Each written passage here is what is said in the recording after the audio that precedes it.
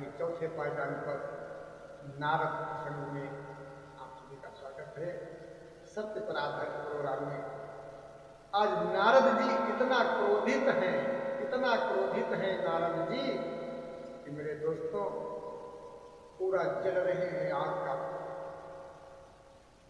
जब माया समाप्त होती है प्रभु की तो नारद जी के पैरों तले जमीन खिसक जाते हैं। कहते ये क्या? अरे नारद जी कहते हो हमने कामदेव को जीता था। आज कामदेव क्योंकि काम वासना जो है इसी से सृष्टि की रचना हुई है। कहीं ना कहीं काम आपके अंदर भी व्याप्त है। काम, क्रोध, मद, लोभ, मद ये 5 चीजों से शरीर बना है। इनको मारने की आवश्यकता नहीं है, इनके ऊपर विजय करने की आवश्यकता। आज यहाँ पर हमारे नागरिकों को समझने की आवश्यकता है। हमारे जो देश के नौजवान हैं सनातन धर्म की शिक्षा लें, संत समाज की शरण में आए और बोले प्रभु कैसे हमारा सबका कल्याण होगा, कैसे हम परिवार समेत निष्कंटक भव से पार होगा। आज यहाँ पर कोई भी धर्म नहीं सिखाता है।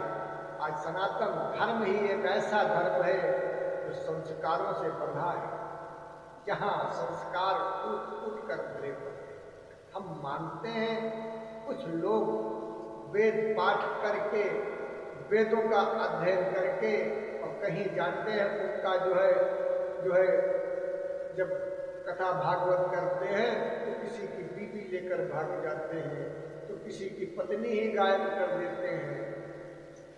कुछ नहीं तो वहां पर व्यास गद्दी की गरिमा को नष्ट करके और सामने जो भक्त आई थी, जो तुम्हें भगवान समझ रही थी, जो तुम्हें पिता का दर्जा दिया था, जो तुमको व्यास जी मानती थी, उस लड़की के साथ ही तुम भेवनी हरकत करते हो। नैन मटक्का करके उसके संग प्रेम विवाह करके घर बसा लेते हो, ये गलत है। तो दोस्तों आज ऐसी शिक्षा समाज के अंदर विद्रोह फैला रही है। ऐसे लोगों के ऊपर न जाएं। अगर सत्य आप जानना चाहते हैं तो संतों की शरण में जाएं। संत महात्मा तुमको बताएंगे कि सत्य क्या है। कोई छिछोरेपन वाले साधु संतों के चक्कर में पड़ गए, वो जब अपने को नहीं पहचानते तो सनातन धर्म को क्या पहचानेंगे। ऐसे रंगे सियारों से बचें। पानी पिए जान के, गुरु करे छान के। मेरी उल्टा भाषा है, गुरु करो छान के। कहीं ये चोर चक्का मटक्का तो नहीं है, खूब छानो इसका बचपन कैसा गुजरा, इसका जवानी कैसी गुजरी, इसका जो है इसका बायोडाटा इसका कैसा है। पानी जान के पियो, जान के मतलब अगर ठंडा हो चाहे गर्म हो देख रहे हो, जानो कहीं ये पेशाब तो नहीं है, उसे जानकर जानो कहीं ये गंदगी का तो नहीं है। उसे छानने की जरूरत नहीं है पानी को। पेशाब हुआ है या कोई गंदा पानी है या मदिरा है, उसको छान लो तो वो पानी पवित्र नहीं हो जाएगा।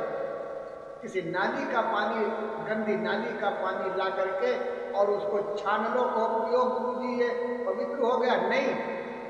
वो जानो, पानी जान करके पियो, ये कहाँ का है कैसा है देखो। उसे छानने की आवश्यकता नहीं, उसे देखने की आवश्यकता। कहीं इसमें कोई कीड़ा तो नहीं पड़ा है, कहीं इसमें कोई उपद्रव तो पानी में नहीं है। तो इन चीजों को देखो, गुरु करो छान के, पानी पियो जान के। मेरे दोस्तों आज नारद जी का इतना बड़ा क्रोध जब जाग जाता है और जब वो ठंडा होता है तो कहते हैं प्रभु आपके अंदर जो कामदेव का जो वृक्ष जमा था वो बड़ा हो रहा था। हमने उसको काट कर उखाड़ कर फेंक दिया है, मेरी गलती यही है। हे देव ऋषि, अब कम से कम जो श्राप दिया उस श्राप से मुक्ति तो दिलाओ। कहा प्रभु आप ही करता, आप ही भरता, खैर हमारे ही मुख से सब करवा रहे हो तो ठीक है। आपने जिस बंदर का रूप दिया है वो बंदर ही आपकी सहायता करेंगे। जिस नारी के पीछे तुमने हमारा अपमान किया है उस नारी से ही तुम्हारा सम्मान होगा। और जो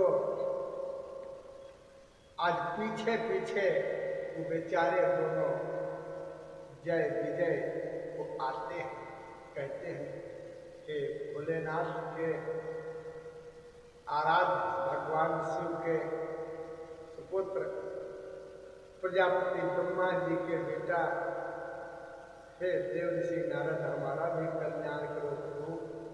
आपने जो हमें श्राप दिया है उस श्राप से मुक्ति भी को दिलाओ प्रभु। तो क्या कहा, हो निशाचर जाई तुम।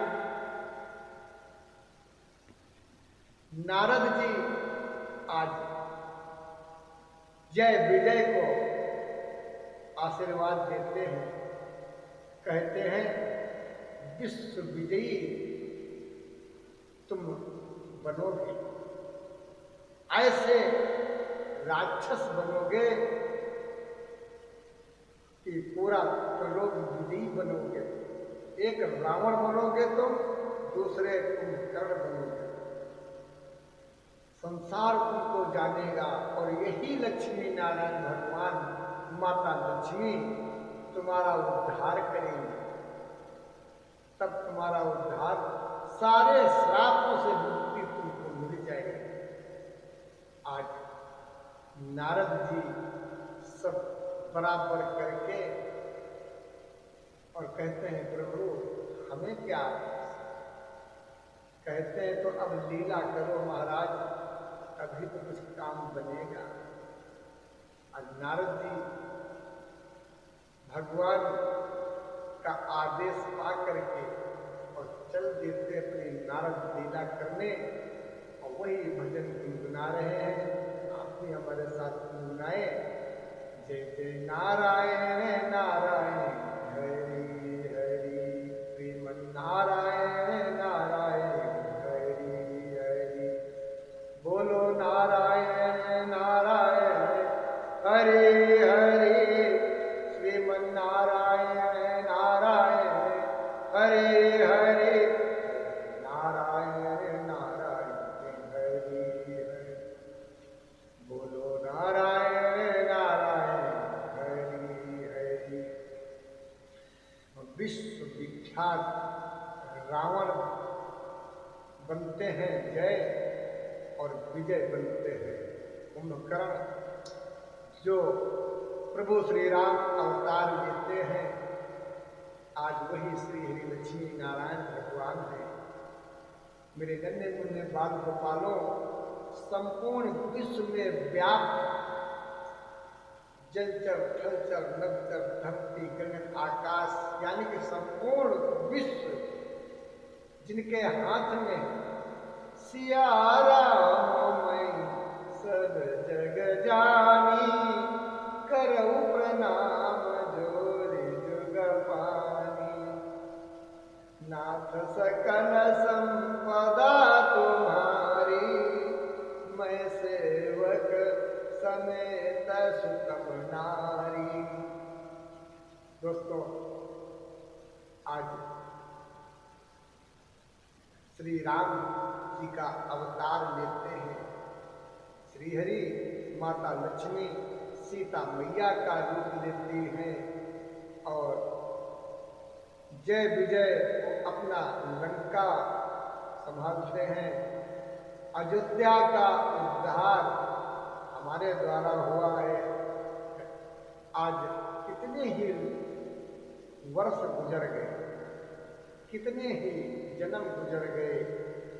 पहले भी सरकारें थी, पहले भी जज थे, पहले भी कोर्ट कचहरी था, जज वकील हमेशा थे, हमेशा सरकारें आती थी, लेकिन किसी ने फैसला नहीं किया।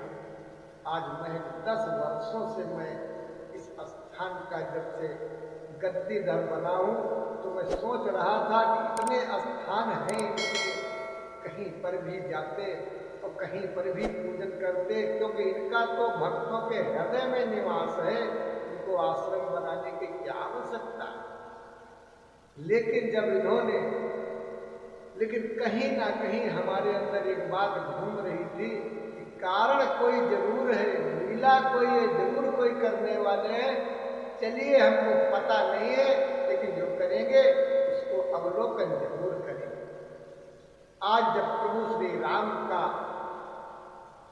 अयोध्या उद्धार करवा देते हैं घोषणा करके, किसी ने कहा था जिस दिन फैसला होगा बड़ी आंखें तरेर करेंगे। जब योगी अखिलेश लाइन में लगे थे, योगी के 5 साल पूरे हो गए थे, फैसला नहीं हुआ, फैसला का कहीं अता पता नहीं।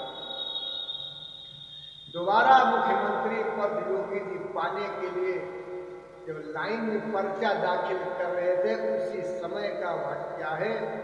तो हमसे किसी ने कहा फैसला क्या इस वर्ष राम बाबरी का हो जाएगा? तो हमने कहा तुमको वहां जो है मरना हो मरो जाके, हम तो ईंट कंकड़ पत्थरों को भाई सम्मान नहीं देते।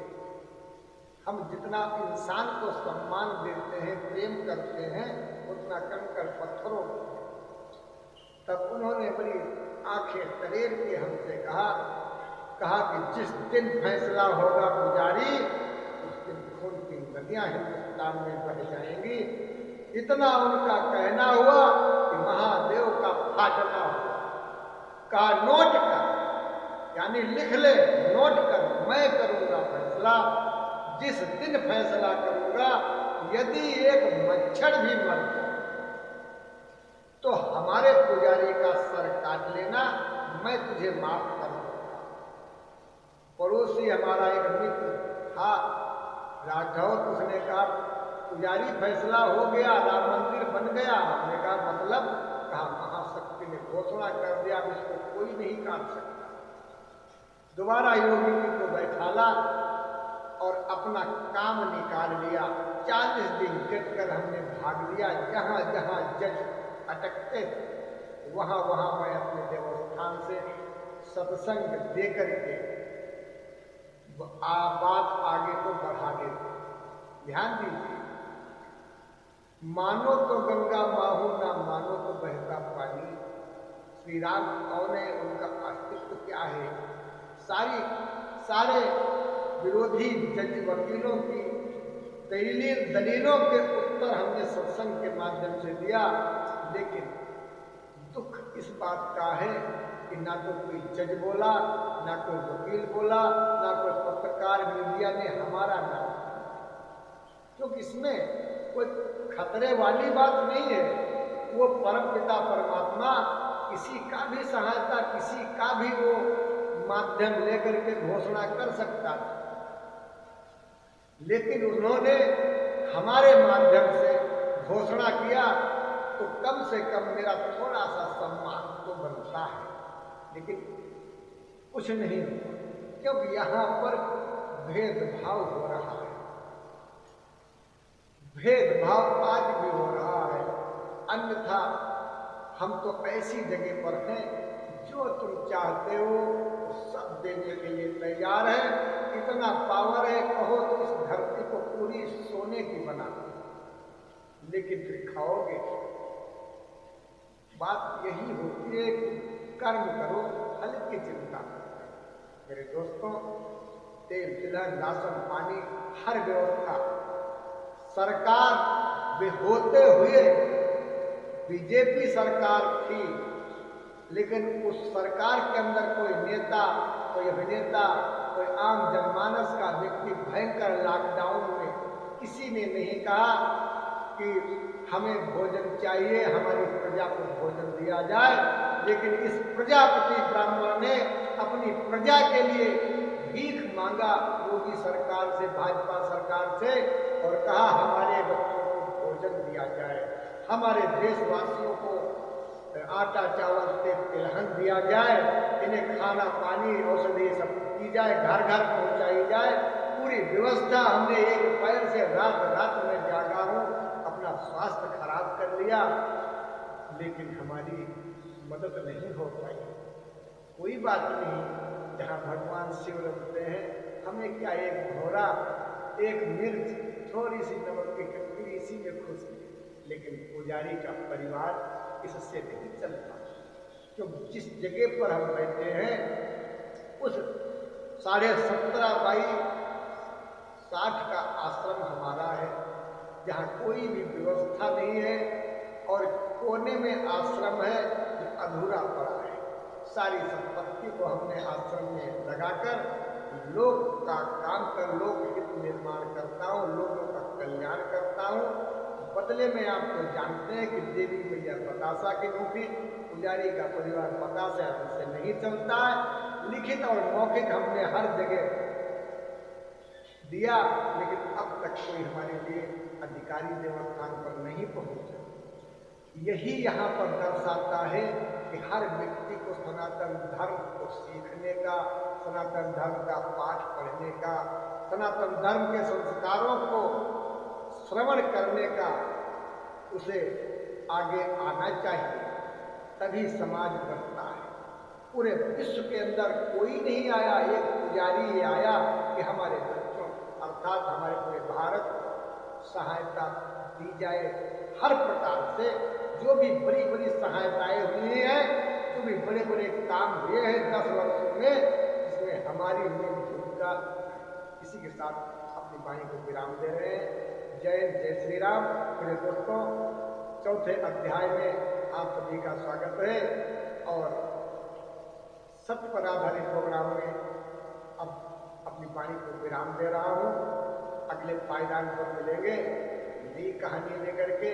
ओम नमः शिवाय। तब तक आशीर्वाद दीजिए।